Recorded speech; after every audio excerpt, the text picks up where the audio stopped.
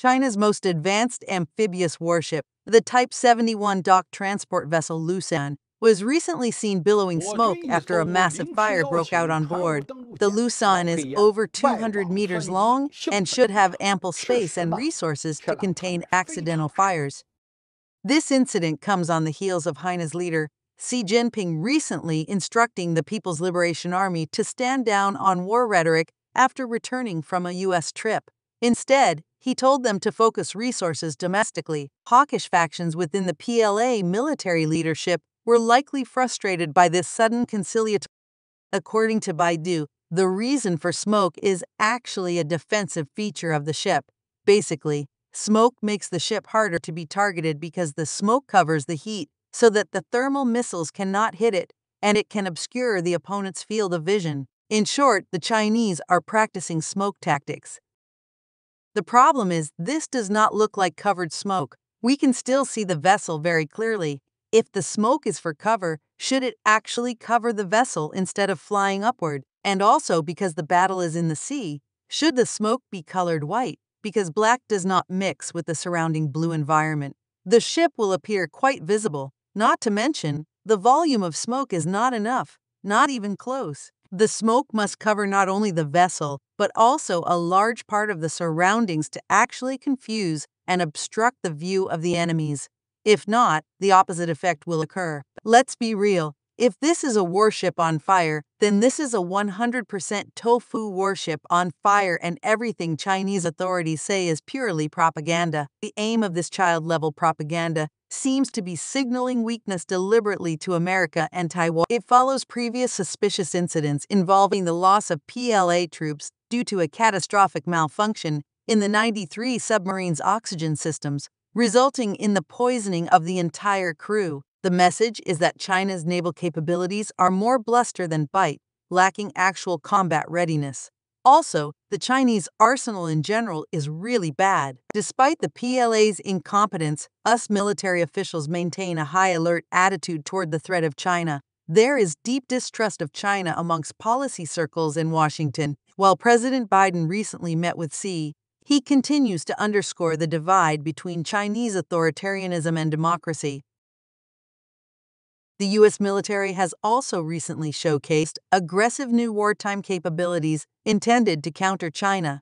These include advanced hypersonic missiles, stealth bombers, drone swarm technologies, and artificial intelligence augmented systems. America's mighty conventional firepower continues growing. Realistically assessed, direct confrontation with the U.S. remains an unappealing prospect for Beijing. The Lucan fire neatly summarizes the PLA's strategic position: all smoke and mirrors without genuine progress.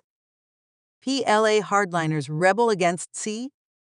After recent fire on board China's amphibious transport dock, Lucan was likely an act of defiance by disgruntled hawks within the People's Liberation Army, considering they have to hide it through lies. China's paramount leader Xi Jinping recently returned from a pivotal trip to the U.S. and saw both sides attempting to ease tensions. In its wake, Xi instructed the PLA to stand down on war footing and rhetoric, instead refocusing military efforts domestically. For PLA hardliners that have pushed confrontation and ambitioned the conquest of Taiwan, this came as an unacceptable about-face. Having previously inflamed nationalism surrounding the Taiwan issue, Xi's cordial conduct in America signaled unexpected moderation. Infuriated over losing momentum, insider sources claim militant PLA personnel intentionally ignited the fire on board the Lucan transport ship while at anchor. Strategic analysts see this staged incident as deliberate telegraphing to America and Taiwan that China's naval capabilities are wanting, despite huge investments. It follows a long-observed playbook, China downplaying its strengths in hopes of forcing opponents to compromise first. With the Biden administration continuing to levy sanctions and condemn Chinese authoritarianism post-visit, Beijing wants Washington to view Xi as unable to control his hawkish generals. It also aims to erode Taiwanese confidence in potential U.S. support. Whether the West takes the bait remains uncertain. American policymakers across the political spectrum maintain a deeply skeptical view of the Chinese regime and its military aspirations. fiery displays of weakness are unlikely to substantially alter measures already underway in the Pacific. But with Xi cementing his unprecedented third term in power, getting the PLA in line now poses a problem. The Lucan incident neatly demonstrates the pushback he faces internally by hardliners over resetting China's global posturing. Their defiance will continue challenging Xi's desired path going forward. PLA simulation exposes crippling weaknesses in prospective Taiwan invasion. According to leaked details of a 2019 PLA military exercise, China would require tremendous manpower and resources to successfully invade Taiwan, far beyond what most analysts believe. The wargame simulation highlighted major obstacles the PLA would face in launching a complex, large-scale amphibious assault and sustaining operations against the well-armed island. The exercise estimated that Chinese forces would need up to 500,000 ground troops and at least 100,000 naval marines deployed for the initial seaborne invasion. China would have to commit 5 entire group armies, a staggering portion of the PLA's strength dedicated solely to overwhelming Taiwan's defenses. Even then, they lack the specialization and logistical capacity in comparison to leading powers when it comes to staging beach landings. However, the most grievous revelation was how vulnerable China's exposed invasion fleet would be during transit across the Taiwan Strait. Without air and sea dominance secured in advance, the simulation showed transports, warships, and fighters falling prey to Taiwanese anti-ship missiles, aircraft, and other counters. The result would be utter devastation, losing tens of thousands of personnel while trying to gain a foothold, rather than demonstrate Chinese military confidence over tackling the renegade provinces. The wargame reinforced Taiwan's credible deterrence posture, bolstered by advanced U.S. weapons and integrated defense networks. The simulation suggests Taiwan commands clear advantage in defending itself, even against a numerically superior attacker. The losses China could suffer right from the outset might collapse political will back home. While China continues aggressively posturing towards Taiwan, military leaders surely recognize how nightmarish casualties during an attempted invasion would be. The PLA remains untested in modern warfare compared to leading powers. Their 2019 exercise should give unprecedented pause about Taiwan being an easy or worthwhile target, no matter the nationalist rhetoric espoused. China preps mass missile swarm attack capability against Taiwan. As the People's Liberation Army continues advancing its combat readiness, one area seeing intense focus is development of potent missile strike options against Taiwan's defenses. China commands the world's largest ground-based missile arsenal, with over 1,000 dedicated, short-range ballistic missiles capable of precision fire against Taiwanese air bases, radar stations, ports, and communication hubs. Increasingly, the PLA rocket force bases field mobile transport erector launchers, allowing missiles to evade counterfire by quickly dispersing. These large, heavy-lift vehicles can relocate and hide the missiles across China's vast territory. Launchers need only expose themselves briefly to fire salvos before relocating. Newer units are versatile enough to operate out of China's island chains as well. Doctrine calls for using short-range missiles in mass swarms timed closely together so as to overwhelm Taiwan's surface-to-air missile defenses.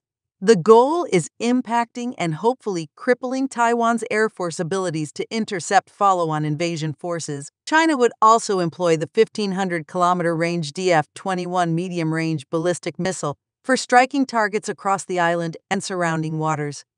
For more distant targets like Guam or even Australia, where U.S. forces operate, China wields its 3,000-kilometer DF-26 missile, dubbed the Aegean Killer, in state media. Rounding out the PLA's fearsome rocket capabilities are long-range rocket artillery battalions attached to ground units. These could maintain continuous saturation bombardment of Taiwanese ports, infrastructure, and any detected defensive strongpoints.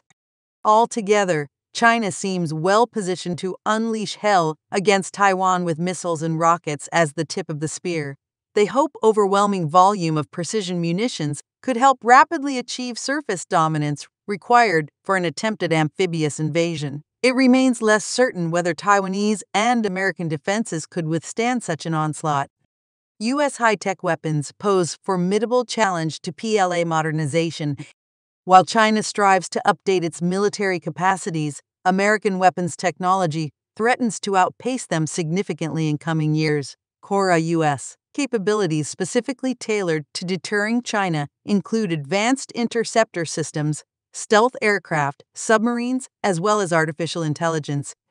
Sophisticated interception platforms like the ship-based Aegis system and ground-based Iron Dome have proven highly adept defenses, having successfully taken down even ballistic missiles and saturated attacks. China recognizes difficulty penetrating these defensive networks around Taiwan and U.S. bases in the Pacific. For offense, American missiles are battle-tested, such as in Ukraine countering Russia's vaunted S-400 system. China's analog systems would likely suffer similar setbacks. The U.S. continues expanding its arsenal of mobile HIMARS rocket artillery to complicate Chinese targeting. Hardened U.S. bases across the Pacific house long-range hypervelocity missiles able to strike mainland China rapidly if hostilities commenced. Sheer hypersonic weapons will compound these challenges. American stealth fighters and bombers also operate near the Chinese periphery, further enabled by unmanned aerial systems. Foremost development of autonomous drone swarms promises a revolution in warfare capabilities for the U.S. Low observable systems connected with artificial intelligence in the fight cloud will exponentially increase force projection and situational awareness. Man teaming will enable unprecedented air combat power as well. U.S. nuclear-powered submarines armed with their own autonomous strike vehicles complete an entirely destabilizing cocktail of military technology coming into maturation. It's such sophisticated capabilities emerging, China's traditional advantages of missiles, numbers, and layered defense risk becoming superseded by American technological asymmetry. Already, Chinese strategists evince grave concern over falling behind rival U.S. capabilities. Unless China achieves its own breakthroughs, projecting power abroad could become indefinitely stymied. For now, U.S. deterrence looks ascendant. U.S. well-positioned for devastating mainland strike in conflict. U.S. defense analysis suggests American forces remain well prepared to prosecute expanded operations against mainland China targets in potential warfare scenarios. Assessments indicate around 200 stealthy, long-range bombers would be required to deliver crushing blows against China's strategic centers spread across its vast territory. This sizable fleet is needed owing to the immense number of military, transportation, and economic facilities vital for China to wage war. In addition to destroying air defenses, runways, and missile sites, the U.S. would move to paralyze China's war-making capacity through strikes on infrastructure like power grids, bridges, shipyards, and rails. Only a mass wave assault could accomplish such monumental disruption quickly. Emerging capabilities like the B-21 Raider stealth bomber, with optional manning, are expected to feature among hundreds of platforms. These would have to be augmented by short-range tactical aircraft operating from nearby bases and carriers. Indeed, following initial bombardment, analysts see carrier groups able to assert closer presence to Chinese coastlines thereafter. This would enable around-the-clock flight operations overhead China, delivering ordnance on key targets. Such relentless aerial harassment would further exhaust PLA defenses. More crucially, closer carrier staging could make direct support for Taiwanese counterparts feasible. Already, war games demonstrate China failing at a bloody Taiwan invasion without air and sea control. Presently, China lacks means to forcibly unify Taiwan. Its forces risk being wiped out landing on Taiwan's shores under U.S. air cover. However, China is itself vulnerable, as simulations show. American suppression leaves their ambitions of power projection crippled. For its mismatched technological and operational readiness against the U.S., China still remains decades away from leading power status, no matter the propaganda. PLA grapples with fighting a lost war against U.S. Amid relentless saber-rattling towards Taiwan in state media, the mood among senior People's Liberation Army officers shows greater introspection and frustration. In confidential exchanges and internal documents, PLA leadership grapples with the realization that China still remains woefully incapable of defeating the U.S. militarily, despite expensive modernization campaigns in recent decades. repeated invasion exercises against Taiwan have shown major operational weaknesses in the PLA's ability to conduct complex joint operations with seriously adverse risk, despite on-paper manpower. Without assured air and sea dominance, huge losses are expected crossing the Taiwan Strait, which could collapse political will domestically against continuing conflict. Even if Taiwan fell, America possesses the conventional firepower to thereafter cripple Chinese power projection capabilities. Assessments indicate the U.S. could rain devastation on mainland targets with around 200 long-range stealth bombers while suppressing PLA air defenses. American carriers and tactical aircraft operating nearer to China following initial strikes place invasion forces in further grave danger.